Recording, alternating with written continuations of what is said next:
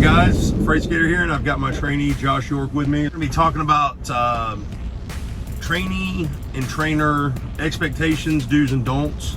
We're over here at Florida Potato and Onion in Plant City, Florida. We're waiting to drop the load. This is kind of I've been waiting to do this video for a while. There's a lot of misinformation given out there. I've been training with Prime for going on 5 years now. I just started my 5th year in May. And it really bothers me because I give 110% to every single one of my trainees, everything that I have, and I grow as they grow. So it really bothers me when I hear these horror stories from trainees or horror stories from trainers, you know, and there's both angles to be observed, okay? And there's 3 sides to every story. There's his side, their side, and the right side. So, and I'm a firm believer of that. So you got to keep an open mind, 100%. And Josh, feel free to chime in any chance you get, you know, any thoughts or anything that you have. But when we're talking about training, there's some key elements here that you have to take into effect first before you even get into that process. We're going to talk about the trainees first. Josh, and I want you to speak on your experience, not with me, but like what you had in mind when you came to Prime, because I feel like a lot of trainees that come to Prime just feel like it's a job, and it's not, you know, that's all it is, just a job. It's just some way to make money. How did you feel about it when you came in? See it as a job because I feel like whenever you sign on or even take a job with a trucking company, you kind of sign an oath, and once you're out there on the road, you're part of that job 24/7 no matter what. Right. So it's not a 9 to 5, you clock in, clock out. So it's probably something you'd be safe to say is like a lifestyle, right? Right. It's not really just a career, it's a lifestyle. And that's one thing I want to relay to you guys that are coming into Prime or any other trucking company. This truly is a lifestyle. This is not something that you can just say, you know what, I drove 2 hours, I'm done. No, we work off of time frames, 100%, whether it's the load time frame, whether it's your clock you're working with, whether it's a schedule, trip planning, it's all a time frame. So we are constantly working against the clock every single day. This is just because you can get out of that seat right there and you can go back here and go to bed does not mean that you can do it whenever you want. This truly is, you have to live this career to be a part of this career and be successful in this career. So guys, my best advice to you, being out here for 5 years, I still consider myself a rookie. I am not by no means a super trucker professional, and I do not know everything. I never will. And I tell all my trainees that as well. But my best advice to you is come in with an open mind and know straight out that this is going to be a huge change in your life. This is the only career that I've ever been in that you have to live it 24/7 to make it work. Now, obviously, there are other jobs. You can be a CDL truck driver for a trash company. You can run local equipment for Caterpillar back and forth. You could run local for companies like SPO and R&L. But when you're talking about OTR and you're coming in and you're trying to pay your dues to the industry, okay, this is 100% a lifestyle. It is 24/7, day in, day out. Sometimes you're running during the day, sometimes you're running during the night, sometimes you're splitting shifts, you're running day and night. And especially being a team truck, like, we don't ever stop. We're 24/7. Like, this is, unless we are held up by a shipper or receiver, which has happened both on these loads, on this load, both times. Shipper held us up 26 hours getting us loaded, and now the receiver's holding us up. We've been here, how long have we been here? An hour and 30 minutes. So an hour and a half we've been here waiting to get unloaded. So we've already got our tarps ready to be pulled off. All we left was our front and back pallet strapped down. We got all our bungees off, everything's ready to go. But unless, as far as being a team training truck, we don't ever stop. So it's 100% crucial to know what you're getting into before you actually come into this industry. The second thing too is is when you come into this industry, okay, as a fresh trainee, you're coming to get your CDL, you're coming in as a student, please remember that the people that are here for you should be here for your benefit, okay? If they're not here for your benefit, if they're not helping you and wanting you to succeed, please speak up, okay? There's a lot of trainers out here, or new trainers who have been here 20 years, trainers that have been in the industry for 5 years, like myself. They just feel like, hey, well, I'm just gonna use this guy to drive. That's all I need to do. That's the wrong thing to do. It's our responsibility, trainers, and I'm talking to you trainers, it's our responsibility to teach our trainees the lifestyle, not just how to hold a steering wheel. That's not the way to be. You know, if you're running a reefer, you need to teach them everything about the reefer operation, okay? You need to teach them how to use their Qualcomm, how to use their clock to their advantage, not just set them in the seat and say, hey, go as fast as you can go for 11 hours. That's not the way you train guys. And for you that are out there doing that, you should be ashamed of yourself. Because yes, the money's good when you're training, but that should not be the main reason you're here. The main reason you should be here is because you want to give that knowledge back. You want to share that experience to another person and make sure that their experience is the best that they can possibly have from the get-go. So when you come in and you're just like, hey man, you know, you got your CDL, you should be able to drive 11 hours at 65 miles an hour, 70 miles an hour, just do that. And then when it doesn't happen, then you try to take it out on them, or you try to make an uncomfortable situation. That's not the way you train trainees at all. That's not giving them, you know, there's a reason that the driver turnover rate for companies is so high like it is. And number one is it's got to do with the training from the get-go.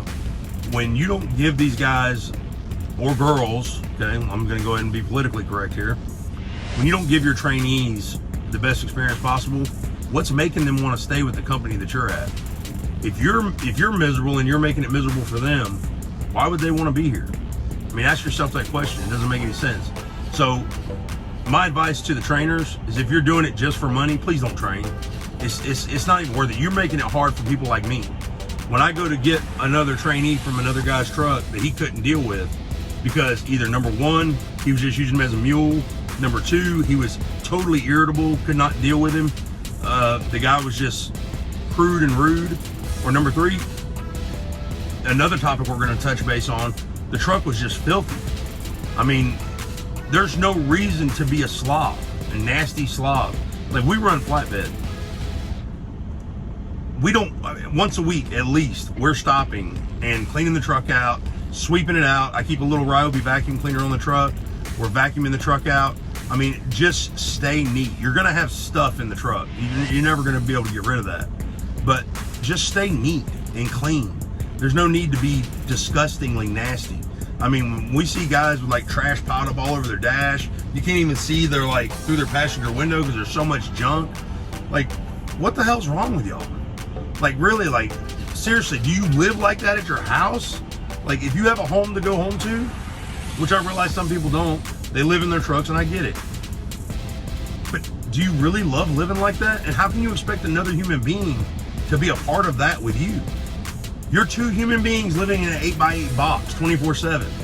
Like, seriously, I could not expect another human being, not my family, not my friends, not a stranger, to come into my life and be like, wow, this is it, man. This is where you're at for the next 2 months. Hope you enjoy it. No, never. Like, we don't detail the truck immaculate every single week, but I mean, we keep it clean to where it's livable and it's usable and it's functional, to where we're not tripping over everything. We're not, you know, there's not 50 piss bottles laying around in the truck. I mean, you guys should be ashamed of yourselves. I mean, I've seen some of your trucks. You should be ashamed, like 100%. You need to look in the mirror and slap yourself in the face. Like, seriously.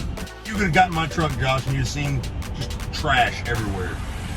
Like, wouldn't you have just, what would you have done? Like, you'd have opened the door and it just fell out on you, like, on the ground. Would have probably started cleaning it up slowly when we got to work together. You wouldn't have walked away? Put it across my mind.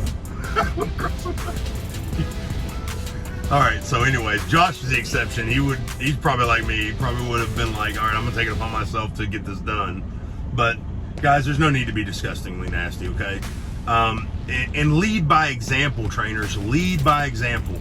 If you expect your trainee to do something, you should be doing it too, 100%, every single time.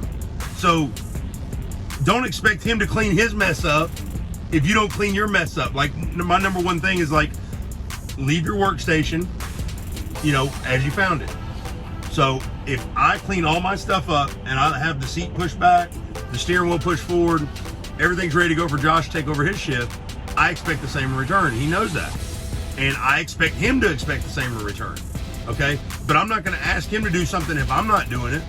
Like, really, same thing with the bunk. This is another issue. You trainers, okay? And I understand there's some trainees that just do not want to sleep on another man's bed. I understand it. But let me give you the facts. Without a restraint device, okay, which is your bunk net, if you do not have a restraint device on that top bunk, legally, another human being cannot be sleeping on that top bunk while the vehicle is in motion. Let me repeat. Legally, another human being cannot be sleeping on that top bunk while the vehicle is in motion without a restraint device, aka your bunk net. So, if you don't want problems during the training process, trainers, okay, and if your trainee can't afford a sleeping bag, go buy a sleeping bag. That way they've got something to lay down. We swap out the bottom bunk. I take my comforter, put my pillows and my sheet in it, wrap it up, throw it on the top bunk. Our top bunk is essentially a storage area, unless we have to stop for longer than like 15, 16 hours and we know we're both gonna need to sleep. Then we'll take stuff, rearrange it in the passenger seat, whatever we gotta do, you know, to make things work. But that bottom bunk is the only bunk that is utilized for sleeping. So I roll all my stuff up my comforter, put it on the top bunk. Josh has all his stuff in his bag, brings it down, lays it out. That's his bunk. For those 10 hours, that's his bunk. I have no problem doing that because there's a restraint device there. It's safer. And guess what? Your trainees get better sleep. Have any of you tried to sleep on that top bunk while it's moving, while the truck is in motion? It's almost impossible. The mattress is this thin, okay? And you feel every single bump. Some of these roads, Shreveport, Louisiana, you're going down the highway and that bunk is actually lifting up off of its actual area that it actually saddles into. That's not good sleep, okay? And guess what?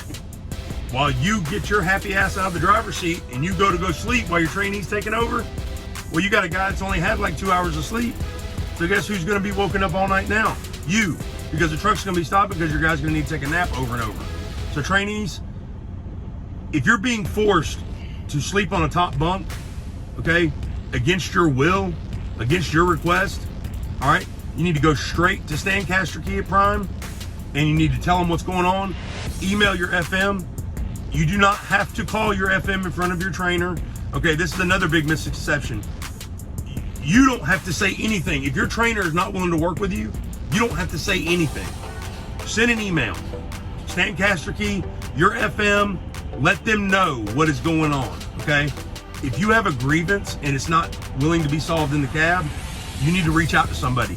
Do not put yourself in an unsafe position, an uncomfortable position, something that is gonna put your life at risk ultimately, and something that is going against your will, okay? Especially if you're being polite and professional, you're not raising Cain, raising hell, causing your trainer problems. You know, I mean, if you're asking for something and they're not willing to work with you, you need to reach out to somebody. Do not think that there's nobody out there that there's nobody out here that cares. We do, okay? Prime cares. They're gonna care about how you feel. If they feel like you're being done a disservice, they're gonna rectify it, okay? Same thing with the trash in the truck. If you're telling your trainer, hey, I'm not comfortable living like this. You know, I'm not comfortable being in this truck with all this trash everywhere, speak up, okay? If they're not willing to do something about it, it's not your responsibility to clean their truck, clean their mess up. It's your responsibility to say something, because guess what? If that trainer is actually acting like that, they probably don't need to be training. Okay, what's Prime's motto? Driven by the best? Well, it should be trained by the best as well. So if they're not willing to actually abide by a simple rule of just being clean, you need to speak up, okay? Do not be afraid. You're not going to lose your job for speaking up. All right. And here's another misconception. We're not buddies with our fleet managers. Okay. And for you trainers that think you are, you're not. Okay. I'm going to go ahead and tell you, you're not their buddy. You're a business partner. All right. So trainees, remember that. Don't feel like there's going to be any kind of uncomfortability. You need to tell your trainer, first of all, hey man, look, if we can't work this out in the cab, I'm going to have to send an email. Be upfront. I'm going to have to send an email. I'm going to have to let somebody know, or I'm going to have to get off this truck. You know, it's their job to give you your best experience possible. Okay? Just remember that. It's the trainer's job to give you your best experience possible here at Prime. Not something that you're going to be sitting here and be like, oh my God, just 2 more months and I can be out of here. Please, sweet Jesus, let these 2 months fly by. No, that's wrong. That is not how it should be handled at all. That being said, trainees, do not expect 110% from your trainer if you're not willing to give them your 110%.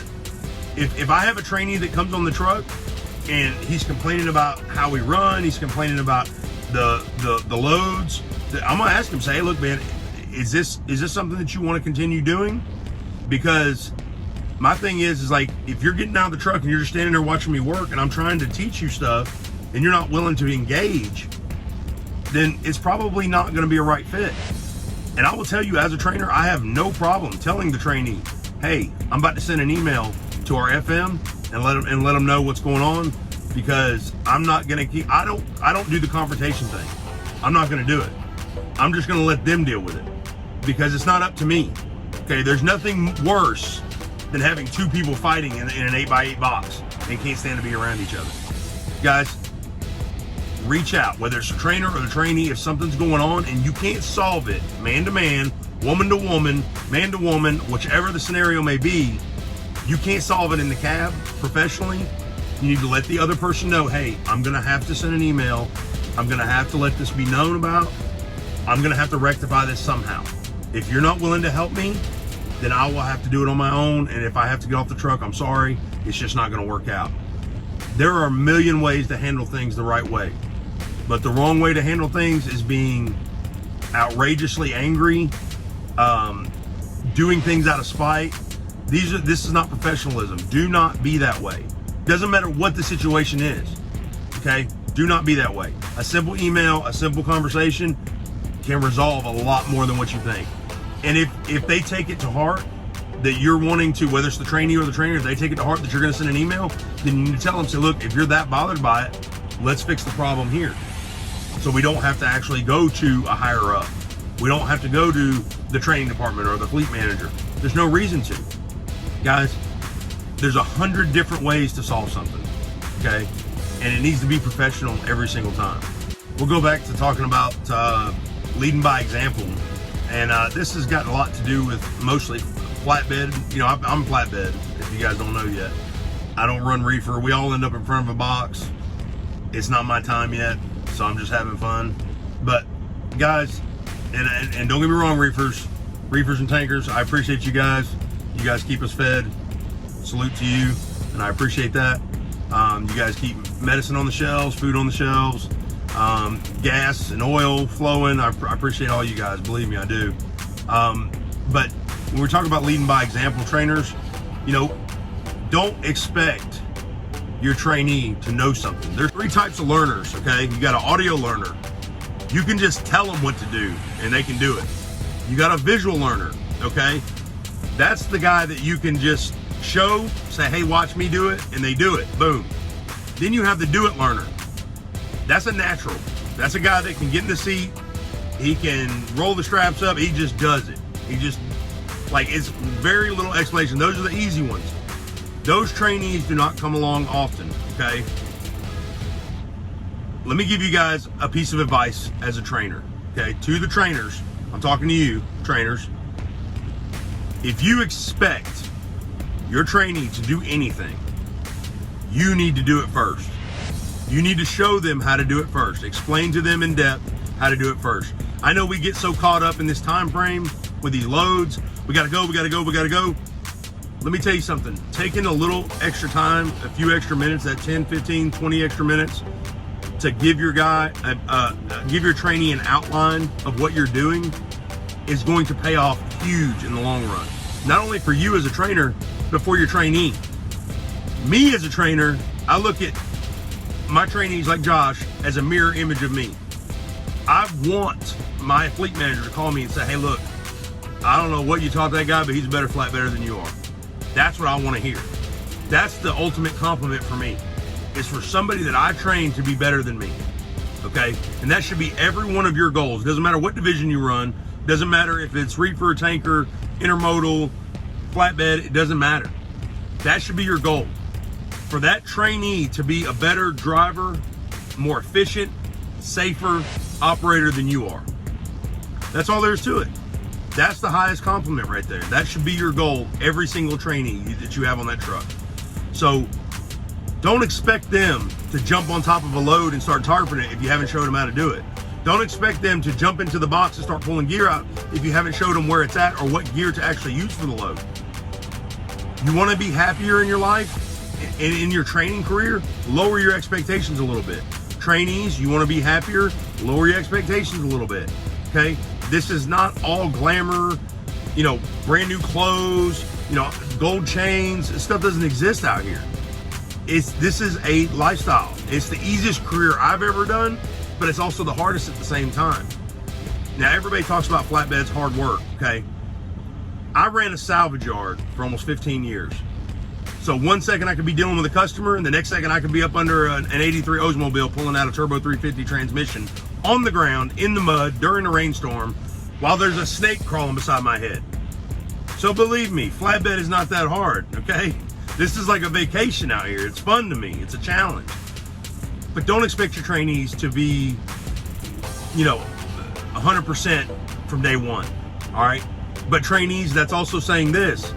Don't expect your trainer to put their 110% in if you're not there.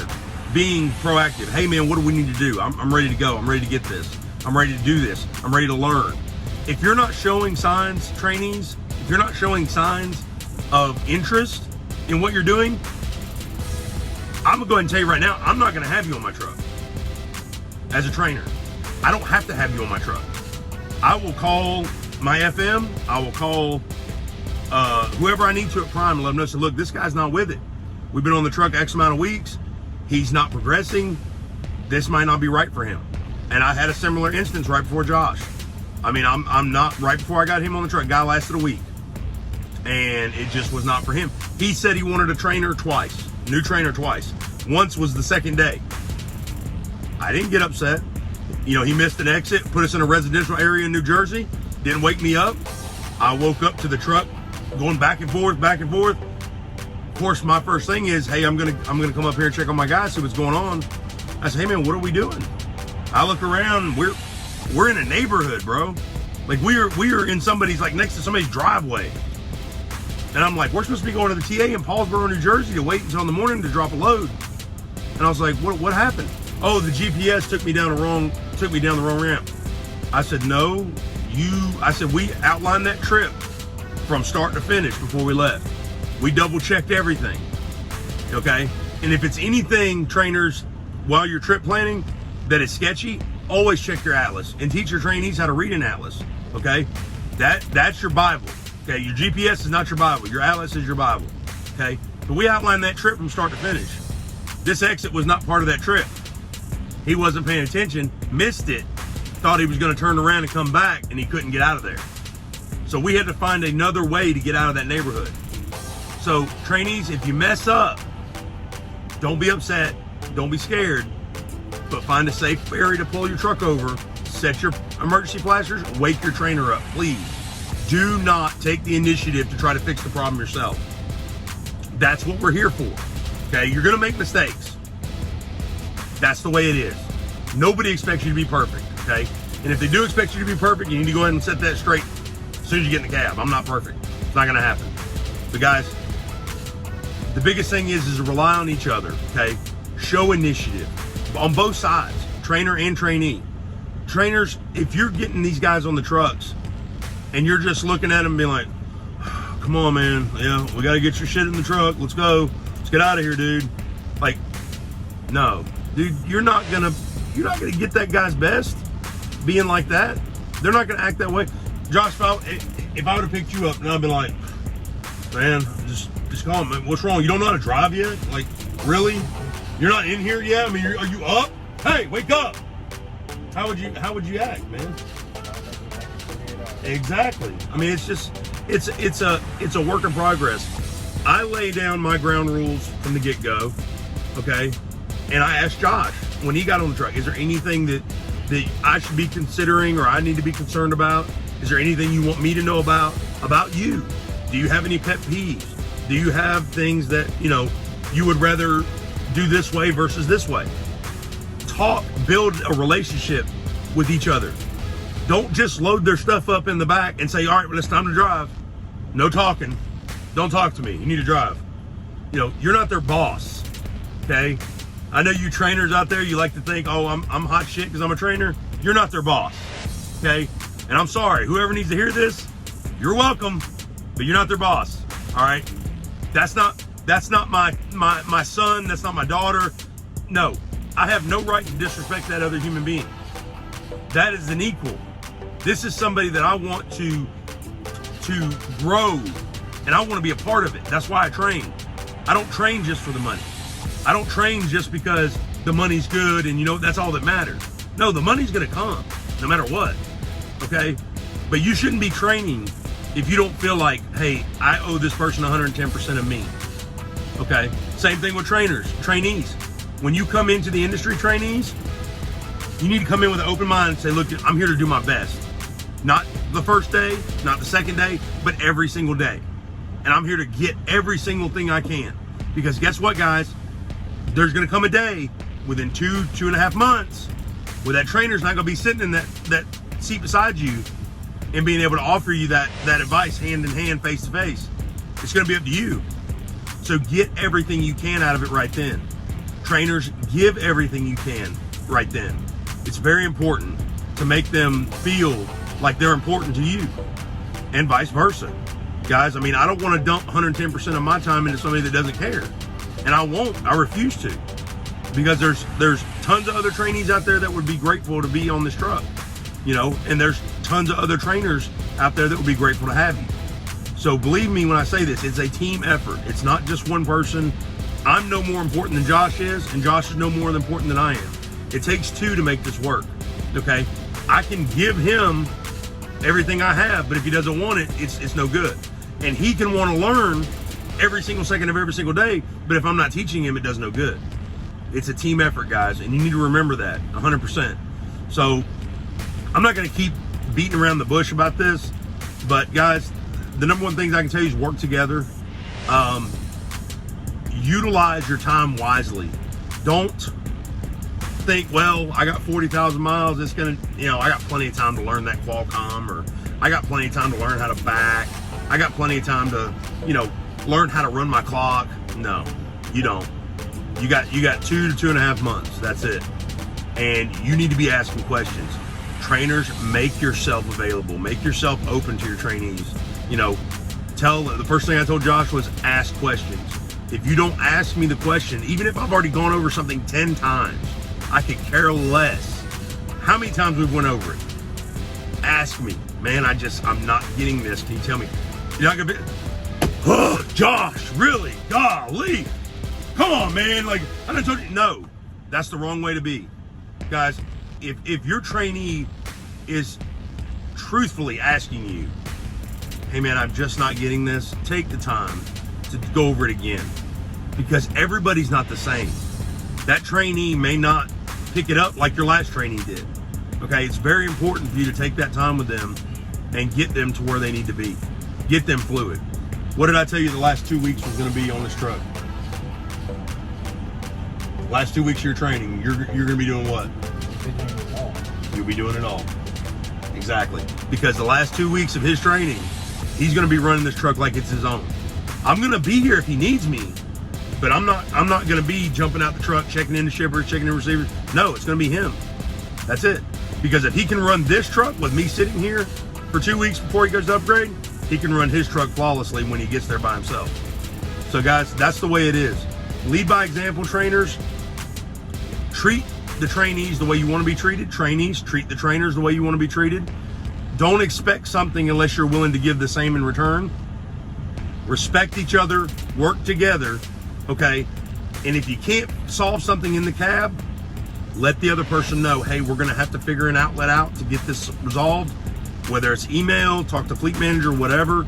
But guys, do not be ashamed or worried or fearful, trainers or trainees, about reaching out to your FM, reaching out to Stan Casterkey, reaching out to the higher ups at Prime to get an issue resolved. That's what we're here for, okay? That's it. If you can't resolve it in the cab, stay professional, stay courteous, stay respectful, and you can get it resolved somewhere else. There's tons, and I mean tons, of information out here that's gonna mislead you and say, well, you just got hired, you better not say nothing, you better just deal with it. Wrong. That's wrong. Especially if it's affecting your ability to work, your health, your stress levels. No. And guys, there's no reason for you to be yelling at each other. Okay, trainers, don't yell at your trainees. Trainees, don't yell at your trainers. It's a partnership, guys. It really is, truly is. Get along with one another. You're grown adults. Act like you got some sense, okay? And if you don't want it done to you, don't do it to the other person. That's all there is to it. And don't expect something if you're not willing to give it back. That's all I'm saying. So, Josh, you got anything to add? I agree that if you're having a problem with your trainer within the first day or second day, and y'all are continuing to have problems, it's time to probably explore other options, because 2 months might sound like quite a bit of time, but it's really not. And if you're miserable from the time you get on the truck, you're not going to retain anything that they're willing to teach you, if they even are willing to teach you. And you're more than likely going to end up being miserable getting into your own truck. Right. You know? I mean, because, you know, having that experience from the get-go, it's kind of a daunting feeling, like, the entire time. Like, you know, I can only imagine just some of the horror stories that I've heard, like whether it's been a completely nasty truck or it's been a trainer that, and I've don't get me wrong, guys, I've had some rough trainees. I mean, I've had some guys that just, it's impossible to deal with them. Like, I mean, I had one guy that just, he knew everything. I couldn't tell him anything because he had family that was in the trucking industry. I couldn't tell him anything. And I ended up finally having to get him off my truck because he almost ran my truck out of fuel and looked at me straight in the face and said, it's not my truck, it's not my money, it's not my problem. And I had not had a cigarette, I had not had coffee. And I told him, I said, you get up in that bunk, you shut them curtains, you don't say nothing to me for the rest of this trip. Nothing. And he didn't drive anymore either. I went and dropped that load and I called my FM and I said, look, I said, this is it, I'm done. I said, I'm bringing him back. I said, I don't care if we get loaded, empty, or whatever. I said, I'm bringing him back. And well, you got to come in and have a conference. I said, no, I don't have to have a conference. I said, you have all these emails where I've been sending emails about the issues I've been having with this guy. You know, and guys, that's another thing. Cover your assets. CYA, they teach you that in orientation. Cover your assets. Whether it's the trainee or it's the trainer, if you have an issue, okay, and you're sending emails, you're covering yourself for that end game, whatever it may be, whether it's a positive outcome, a negative outcome, whether the trainer has to get the trainee off the truck or the trainee wants a different trainer. You're covering yourself. Document everything, no matter what, okay? Like, I'll tell Josh, I've told him 100 times, man, if there's something that's bothering you about this truck, and I tell every single one of my guys, come to me first. And believe me, if my solution is not good enough for you, I will go with you to Prime and say, hey, look, this is not working out. He doesn't like this, and I've offered this. This is not good enough, or this is not what he wants. You know, we need to find a solution. It does not hurt my feelings. I don't take it personally. Some people just don't mesh. That's all there is to it. You can't expect, Prime puts a lot of time and energy in trying to get people's core values put together, trying to match up the right people. They really do try, guys, but it doesn't mean the system's flawless. Okay, things will happen. You're going to end up getting with somebody that is not exactly like you, or they have a little bit of different views. That's another thing. I don't even know why I didn't even think about this to begin with.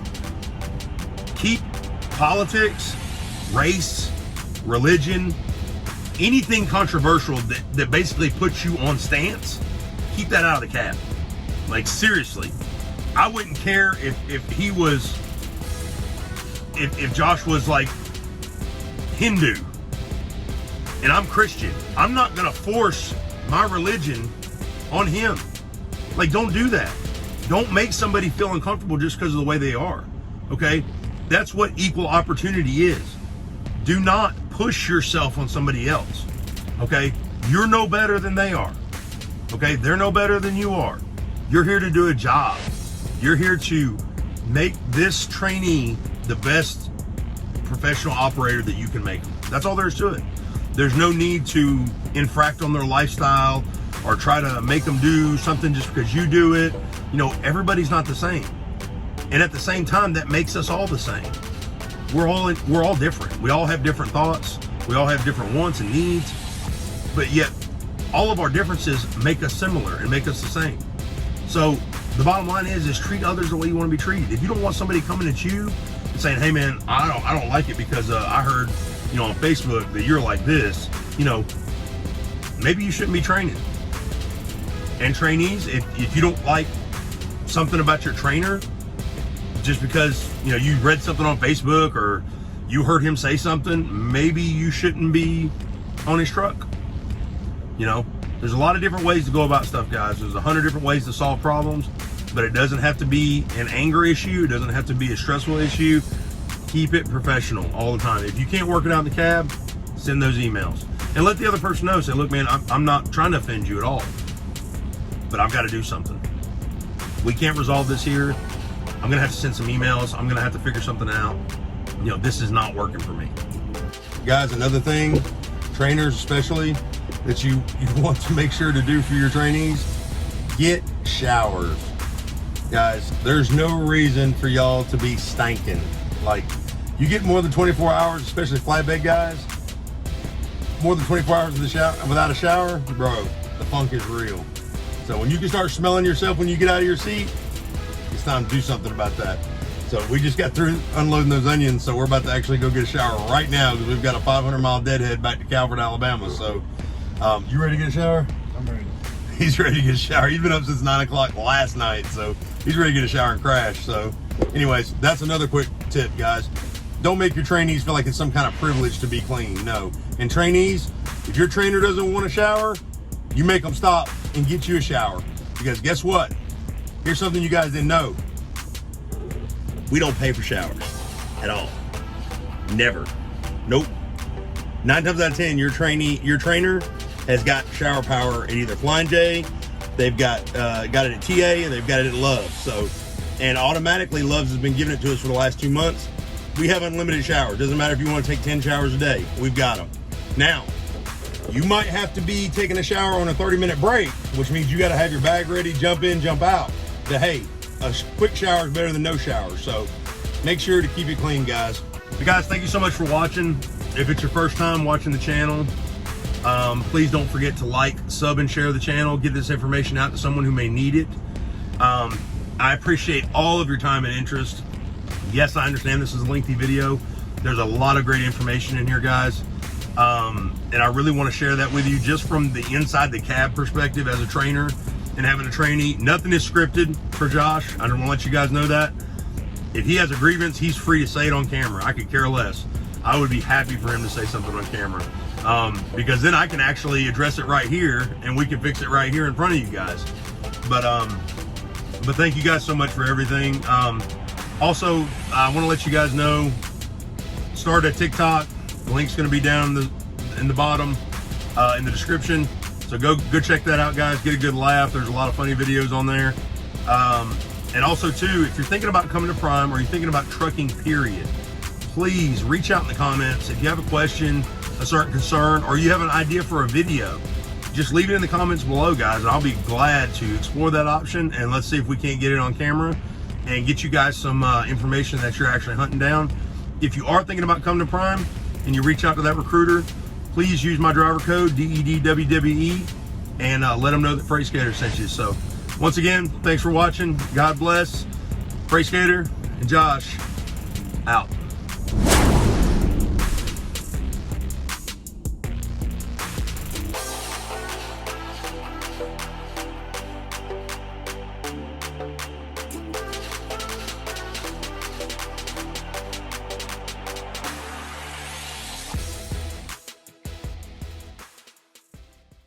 All right, so here's what we're gonna do. All right, you got the strap winder. Right. And I've got these hands. We're gonna have a race. It does not have to be straight. Yeah, it's gotta be good. It's gotta be right. So we're gonna have a race and see who can wind the strap up the fastest, okay? Okay. The trainer with the hands, trainee with the strap winder. So, ready? Let's go. So, all right, we'll both have our strap in our hands, okay? Ready? Yep. 1, 2, 3. If you beat me, it's because I did a better inspection. Whatever.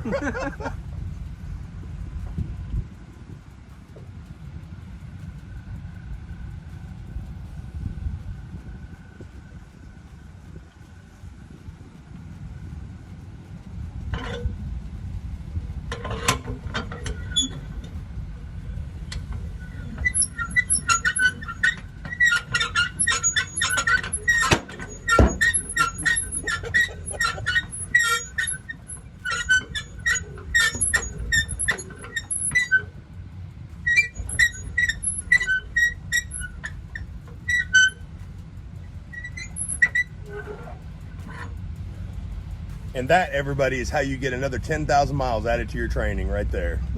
So don't forget it. Wind your straps fast, good, and efficiently. Don't let this happen to you.